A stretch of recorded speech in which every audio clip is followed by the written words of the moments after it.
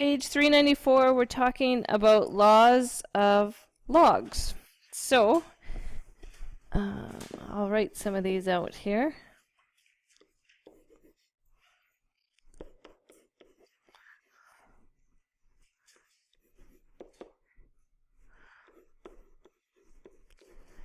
Okay, this one is called the product law, and all it means is it kind of works the same as when we think about exponents, right? Like when we have two exponents with the same base, when we have bases that are the same, we can add the exponents, right? So the same case here, if we have logs that have the same base, like the c's have to be the same, then you can multiply the values together. Okay, so if we had like log 2 10, so if I had log 2 10 plus log 2 5, I could write it as log 2 5 times 10, or 10 times 5. And so that would actually be log 2 50. This one was product law. Okay, so if we talk about quotient law, quotient's just division.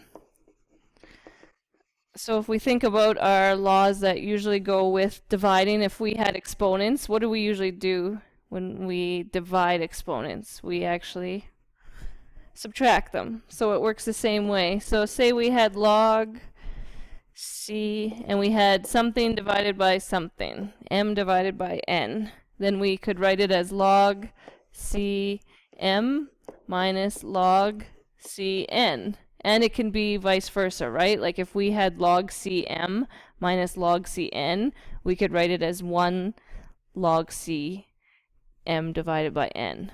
Okay, so if I had, where's an example here? Log 5 xy divided by z, we could write it as log 5 xy subtract log 5z. Okay, just split them up. And then can we split up this xy also by using the rule I just talked about before? Product rule. Where are we? Come here. This one. If they're multiplying together, we can split them up as if they were adding. Okay, so we could write this piece as log 5 x plus log 5y, and we still have this log 5z.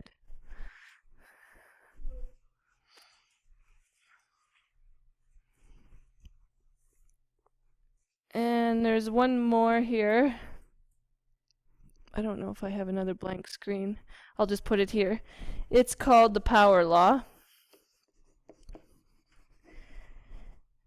And if we have log c and then we have an m with a exponent or a power, the power can be put in front as a big number, so it becomes p log c m.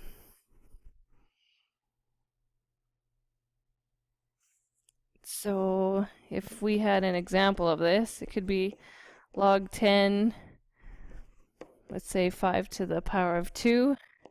Then the 2 can go in front, and you can write it as 2 log 10 to the 5.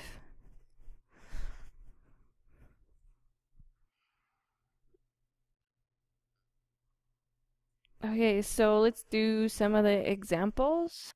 So example A we did already as one of the examples for quotient and product rule.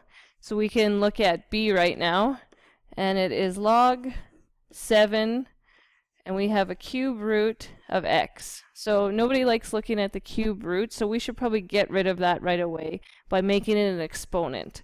So what is the cube root as an exponent? Yeah, it's 1 over 3, because imagine the x had a 1 there, and the root was a 3. So now we have an exponent here, so we're using the power law. So the exponent can go in front, and we just write log 7x to follow. Okay, for C here, we have log 6, 1 over x squared, and we have this fraction kind of thing, which we also don't like. How can we make him not a fraction? There's the rule where if he's underneath, he can go up top as a negative exponent, right? Okay, so then he has a power also, which will go in front. So he's minus 2 log 6 to the x, because all I did was the power rule.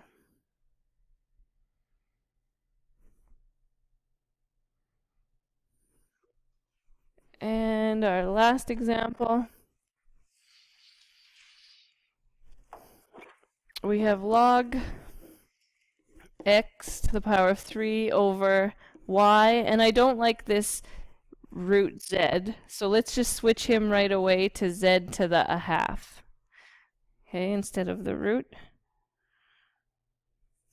Okay, so this is dividing first, right? It's a quotient rule, so we can write him, and you'll notice we don't have a base here, but whenever they don't write one, we just assume it's a base 10. So you can either put them in or you don't have to. So I could put log 10 x to the 3 subtract log 10 y z 1/2, okay, because those are subtracting.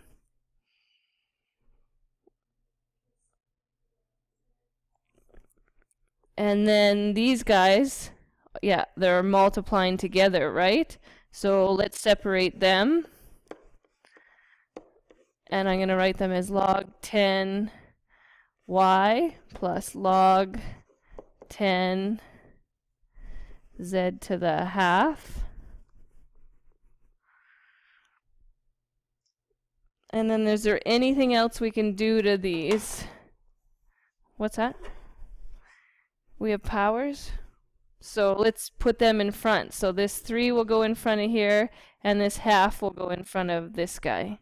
So it'll be 3 log 10x subtract log 10y plus 1/2 log 10z.